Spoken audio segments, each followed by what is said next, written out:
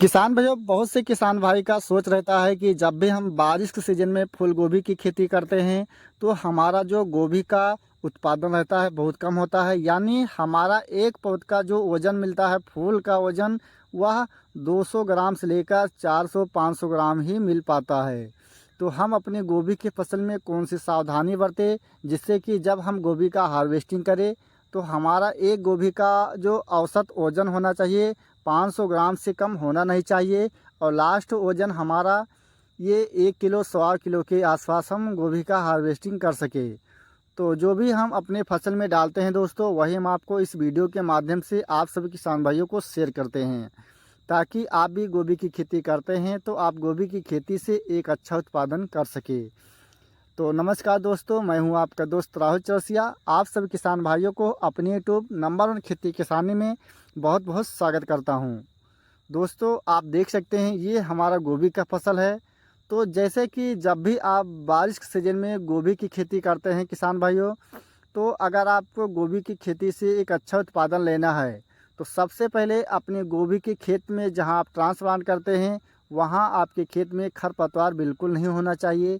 अगर आपके खेत में खरपतवार हो जाता है तो जो भी हमारा गोभी का पत्ता रहता है वह पीला हो जाता है, और जो भी हम अपने गोभी के फसल में खाद उर्वरक देते हैं वह हमारा आधा जो खरपतवार होता है वह ले लेता है, और आधा हमारा जो गोभी का पौधा रहता है वो लेता है।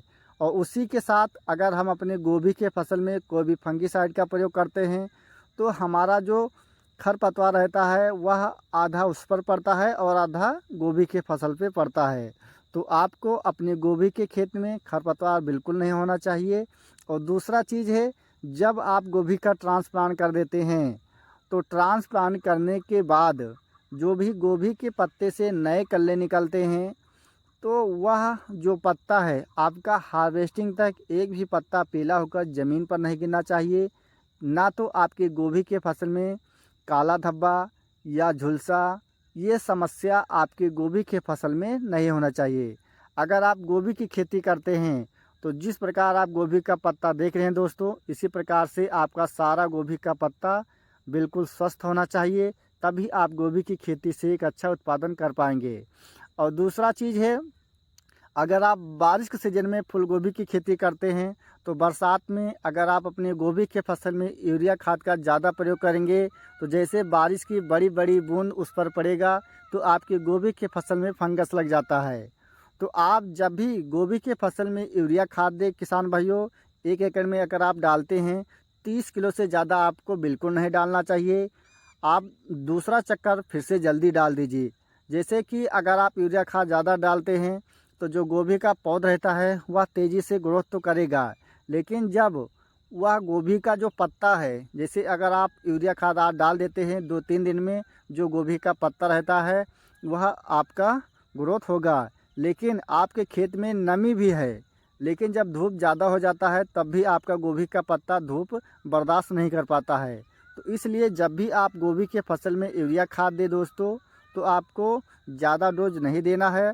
और जैसे कि अगर आपका गोभी का फसल 30-35 या 40-45 दिन का हो जाता है, 30 दिन से लेकर 45 दिन के अंदर ही आप अपनी गोभी के फसल में जो भी खरपतवार है दोस्तों, सारा खरपतवार आपको निकाल देना है।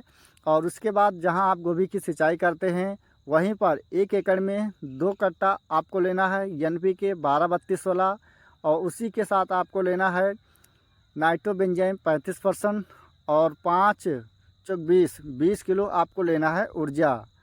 और 1 बोरी आपका रहेगा या 1.5 बोरी आपको ले लेना है यूरिया 1 एकड़ में।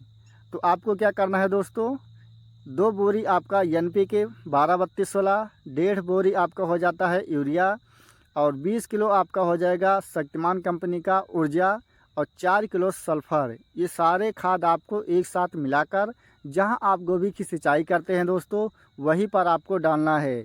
और आपको 30-35 दिन का या 40-45 दिन का गोभी का फसल हो जाता है। जिस प्रकार आप गोभी का पत्ता देख रहे हैं, अगर इस प्रकार से आपका ग्रोथ है तो आप अपने गोभी के फसल में जो हम खाद बता रहे हैं किसान भाइयों, आपको छींटा बीज से नहीं डालना है। अगर आप छींटा बीज से डाल देते हैं तो गोभी के पत्ते पर अगर आपका कहीं रुक जाता है तो बरसात के सीज़न में वहीं पर आपकी गोभी के फसल में फंगस लग जाएगा। तो आपको ये सावधानी बरतनी है। और जैसे 40, 45, 50 दिन का हो जाता है दोस्तों, तो आपको ऊपर से इसमें आपको माइक्रो न्यूटन का प्रयोग करना है। माइक्रो न्यूटन जो लेना है दोस्तों, जब आपका 40-45 दिन का फसल हो जाता है या 50 दिन का हो जाता है, तो 50 दिन के बाद आपके गोभी के फसल में बतासा का हेड देखने को चालू हो जाता है, छोटा छोटा।